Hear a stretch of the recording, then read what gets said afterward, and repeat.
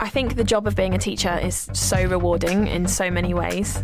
The connection between you and the whole class, that's still unbeatable. When my pupils are successful, it feels incredible. I think the greatest thing for me is seeing the pupils that I teach love the subject as much as I do.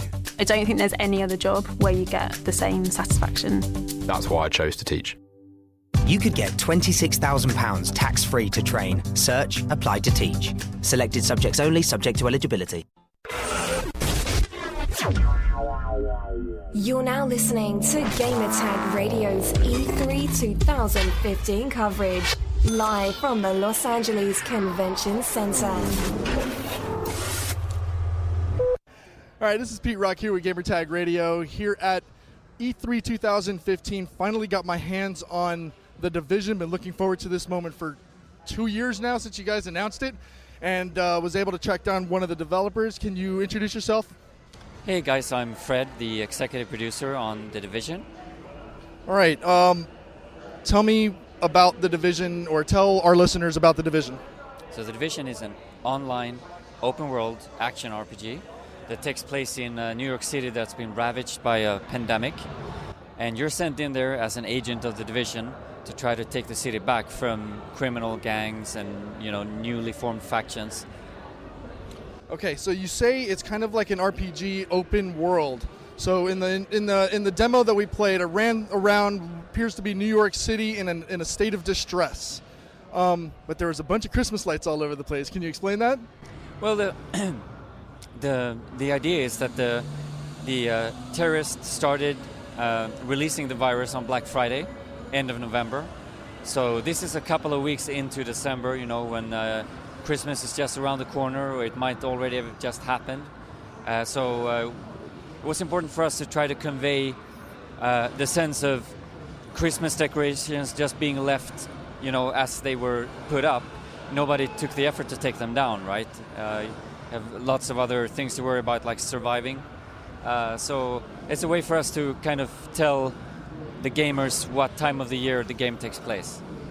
Okay, so in the demo that I played today, it was called Dark Zone. Can you explain what Dark Zone is? Absolutely. So the Dark Zone is a large walled-off area in the center of the game world. And essentially, you're moving seamlessly from your regular gameplay. You can play 1 up to 4 people in what we call the co-op zone. And then once you enter the Dark Zone, it's a public space. You can meet other players. You can form new teams, you can fight other teams, or you can collaborate to basically try and get the best loot out of the Dark Zone. And once you did that, you can equip it to your character and you carry it with you all over the game. And I noticed it was seamless. Like, it was literally, I'm sitting in a single-player environment, and then boom, PvP in a co-op environment. That was phenomenal. I love it. It was great. Thank you so much. All right, so in the Dark Zone, you have an opportunity to pull out some amazing legendary loot from what the developers told me while we were playing, but it's not all. You have to get out of there. Absolutely. So that's one of the cool mechanics of the Dark Zone, is that all the loot, you have all the best loot in the Dark Zone, but it's also highly contaminated. This is where they early on kept all the dead people, from the pandemic, so there's disease all over. So the idea is that all the legendary loot that you get inside the Dark Zone needs to be extracted, to be decontaminated at your base of operations.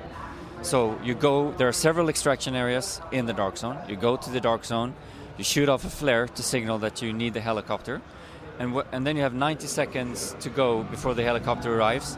And during those 90 seconds, it will be telegraphed to all the other players in the area that you're trying to do an extraction.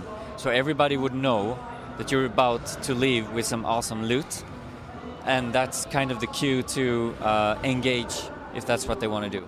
So it's fight or flight syndrome, kind of. Yes, absolutely. Okay. And then there's also going rogue. Can you explain that? Sure. So if you decide to actually engage other players, other agents, you will be flagged as rogue. That means that everybody in the vicinity knows that you're basically, did something bad. You decided to fight other agents, and there's a bounty on your head. And if they manage to kill you during that time, you get extra XP. Okay.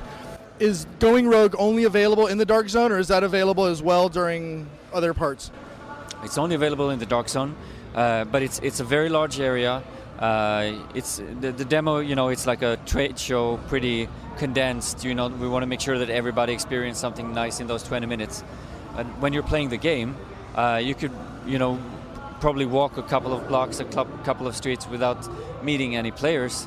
Of course, you'll have missions and side missions to do, with the AI. But that's inside the Dark Zone. Then outside the Dark Zone, you can only fight AI.